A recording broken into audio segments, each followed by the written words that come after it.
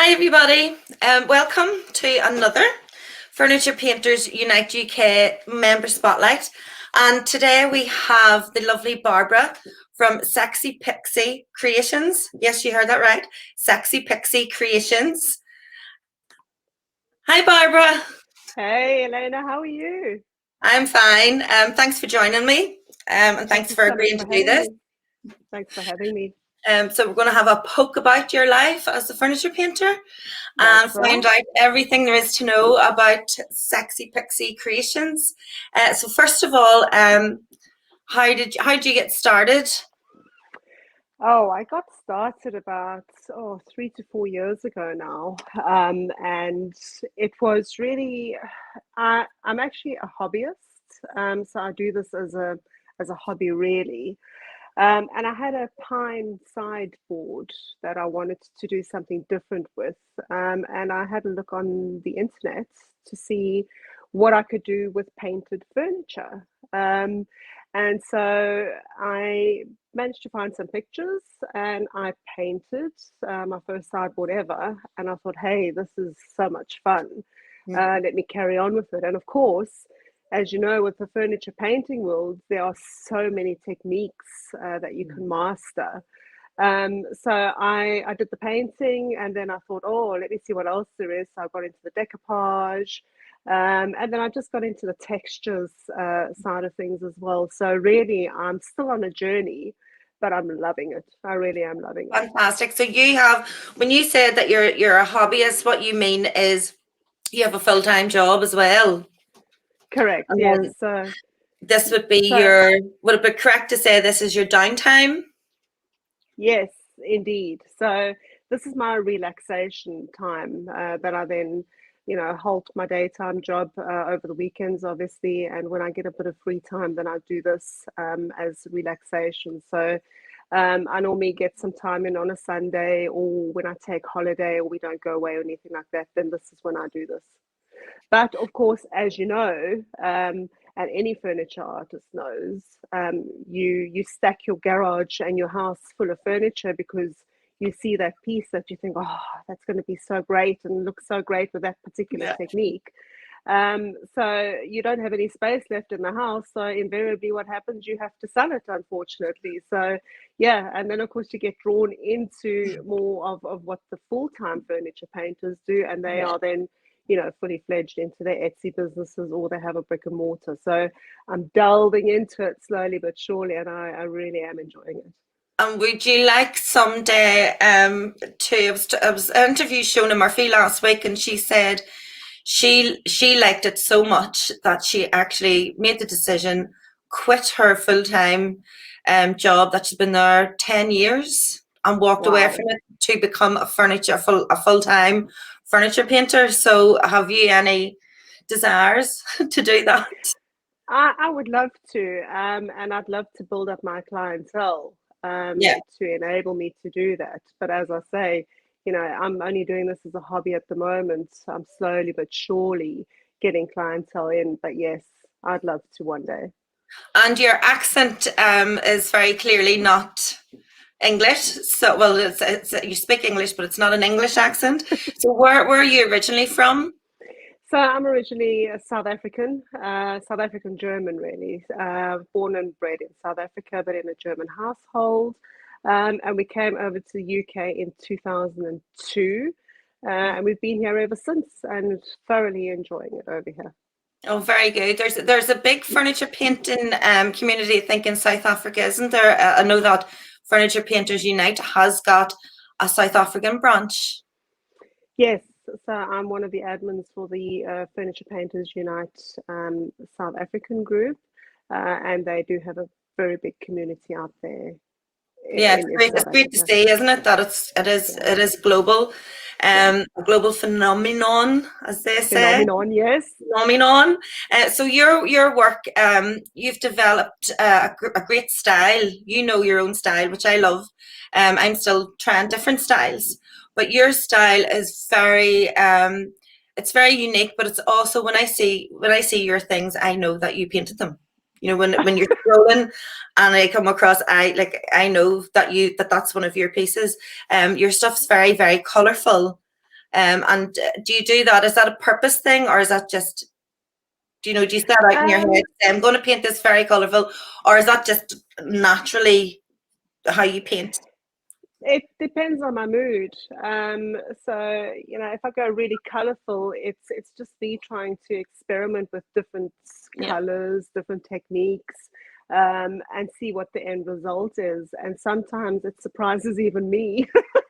So yeah, for me, like I say, it's very relaxing, and just playing around with different colors and different textures is really what I like to explore yeah, more of.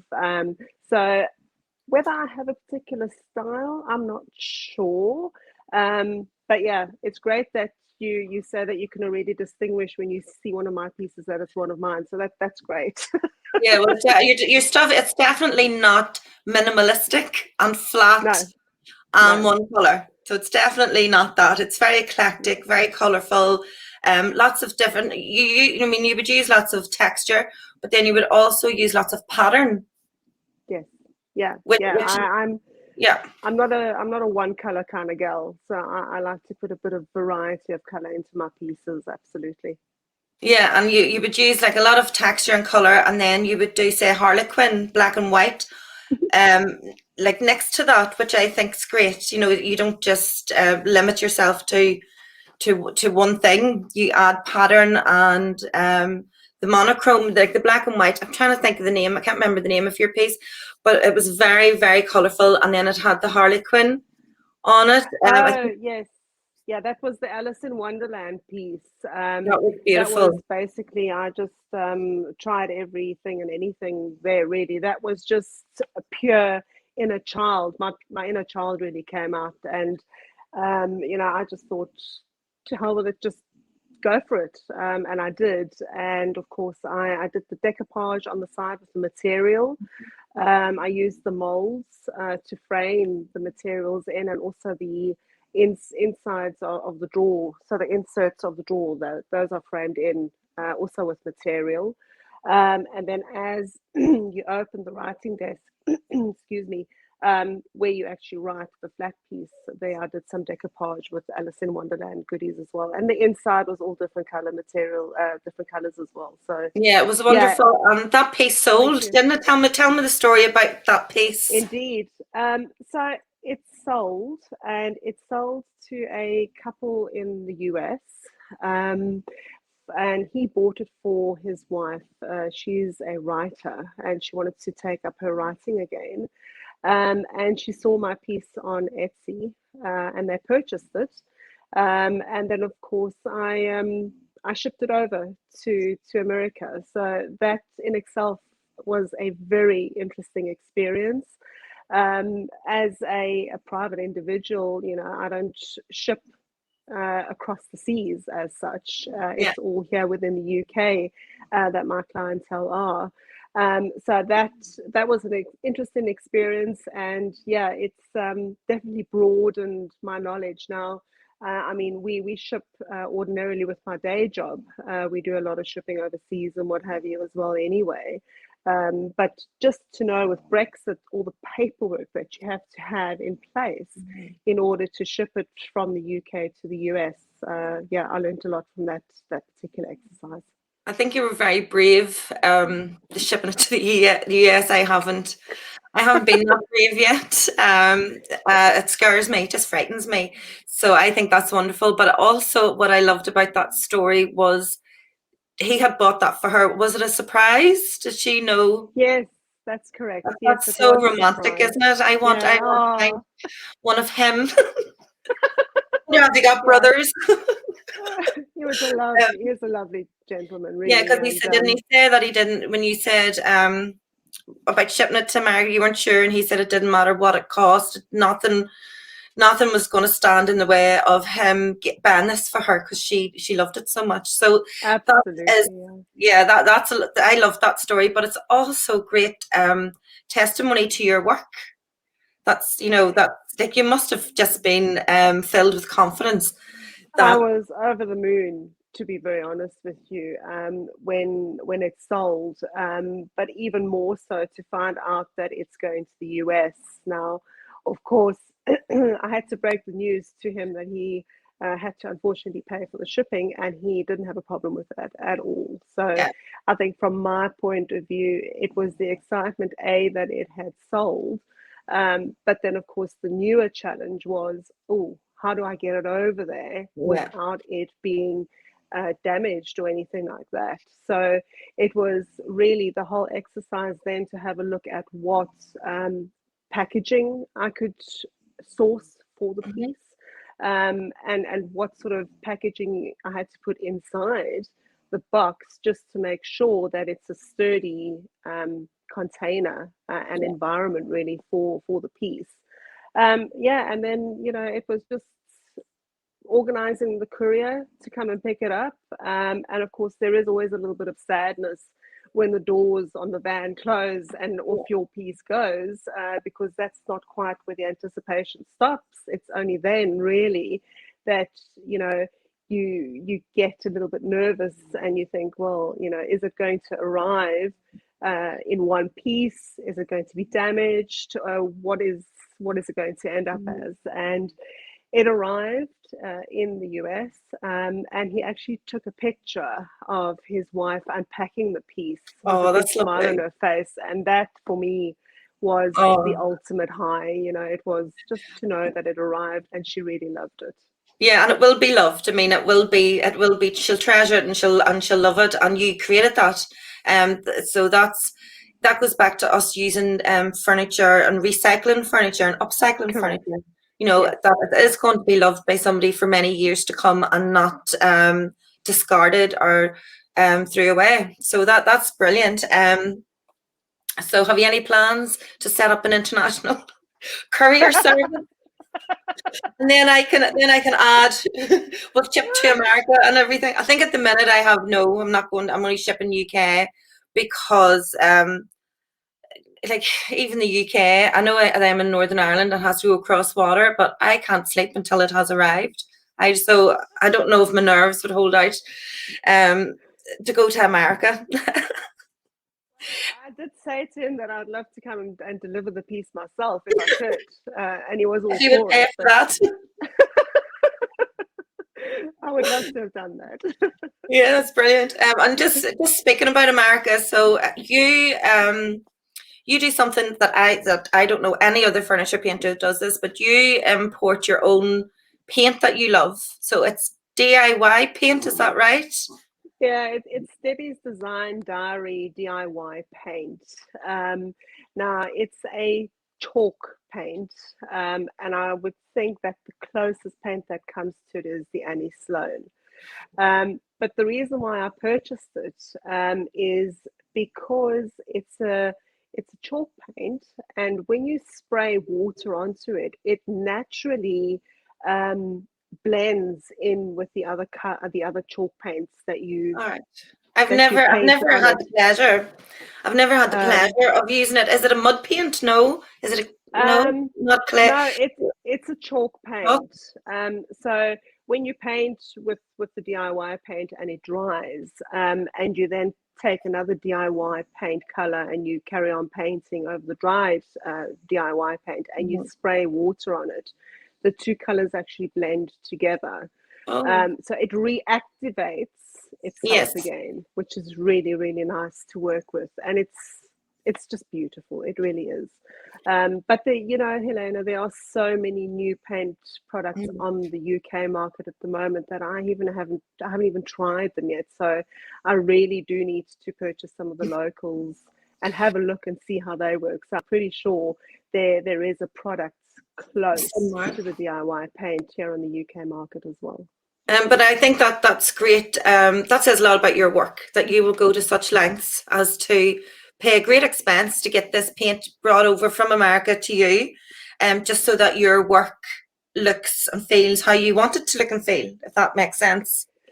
Yeah, it's all about trying, trial and error, really. And for me, it's just getting hold of that particular product. Like I say, I like to try anything and everything. So for me, because you don't get the DIY paint here in the UK, And the saying about needful things. If you can't get something, then you try and source it, Yeah. and that's what I did. And I managed to get my hands on the DIY paints, and I think I'm very lucky in doing so. So, Yeah. yeah, I'm still busy on a piece with the DIY paint. So watch this space. No, I will. I mean, I love your stuff, so I wait for Thank your you. stuff all the time. Thank So you. can we talk about the piece behind you? This is one of your Yes. pieces. Yeah, Um, absolutely. she is called.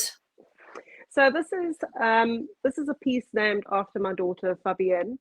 Oh, lovely. My daughter did dancing when she was younger, and when I saw this decoupage piece, I immediately thought of my daughter, and well, I did it, and her name is, well, the piece is called Fabienne anyway. So there you go. Gorgeous. So And this is a where is the paper from?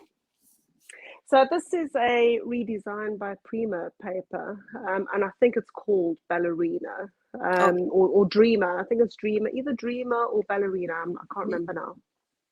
And I can see the lights picking up all the texture that you've added. Yes, let me just move my dog out the way. See, come on, babes. Right, if I just bring you closer. Hang on, out the way. Out the If the way. dog will allow you. If the dog will allow me, then yes. So I don't know whether you can see the texture, Yeah, we Milena. can. Yeah, I can see Can all you? the beautiful texture. Okay, so what I did here is I didn't smooth the paper out. What I really wanted here was to show the wrinkled paper, because what I've done on the side, if I can just move you around the side, is, can you see that? Oh yeah, gorgeous. And Okay. is that did you do that with plaster on the side? No, Or this is with tissue paper. So what I've done here is I painted the piece first. Mhm. So the bottom layer is paint. And then I took the tissue paper and I laid that over, and I made sure that there were enough wrinkles in there. And then I painted over the tissue paper just to make sure that it stuck to the piece. That's And beautiful. then That once, actually looks it actually looks as if you've used plaster or not wood filler, but maybe Dixie Belle mud or something. It looks as if you've yes, used an additive, a texture medium, and you've created something like that's beautiful. That's thank that's you. really that's really gorgeous, and it just adds another dimension to your piece. And all your pieces would have very little negative space. Is that right to say?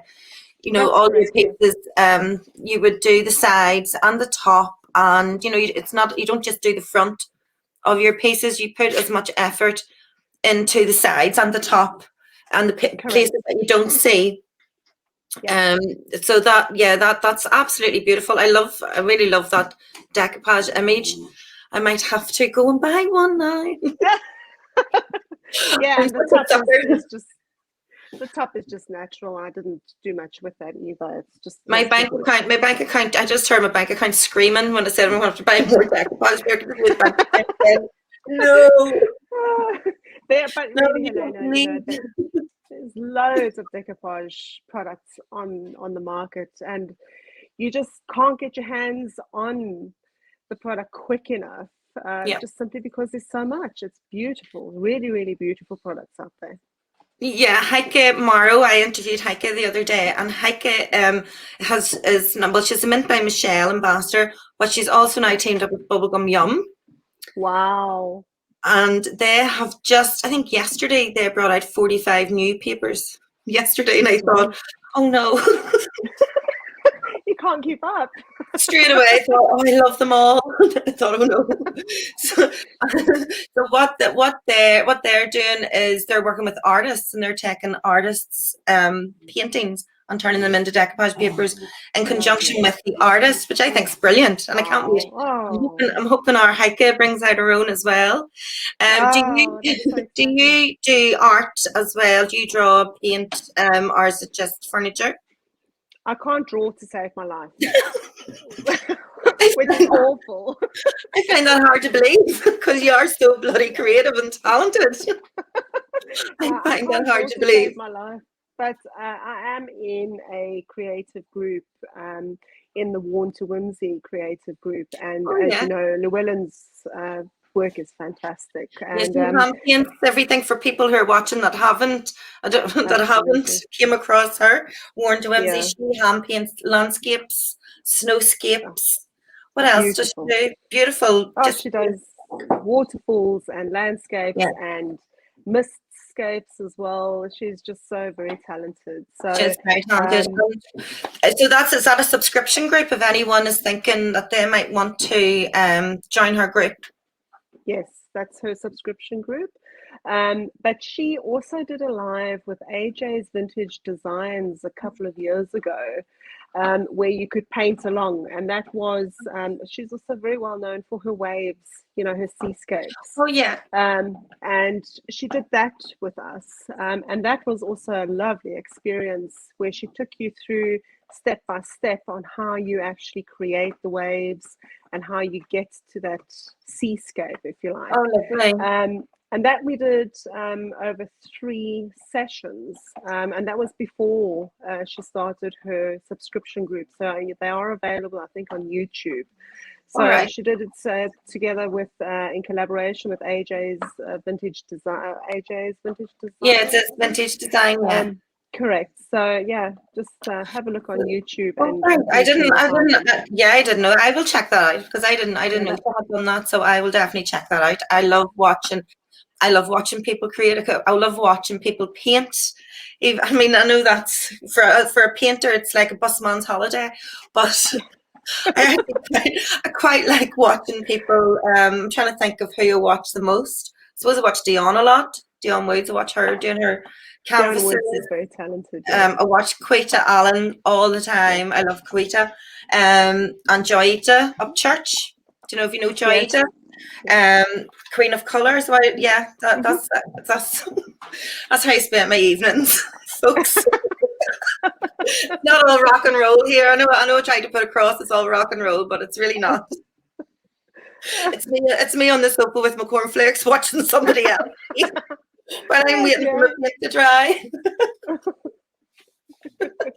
So, so what about the future? What holds? What's in the future for a sexy? Sexy creations. I'm not Sexy. sure. I'm not sure Watch yet, this space. Helena. Yeah. Indeed, watch the space.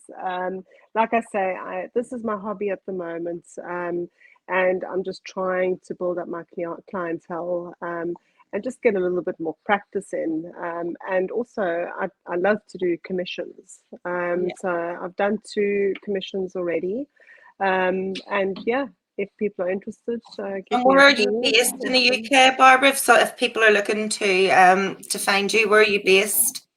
I'm based in Cambridgeshire, but you can find me on the interwebs as well. I mean, I'm on Instagram, Facebook. I'm also on TikTok. So, and Pinterest, I'm also on there as Oh, well. very So good. you can reach out to me on any of the platforms.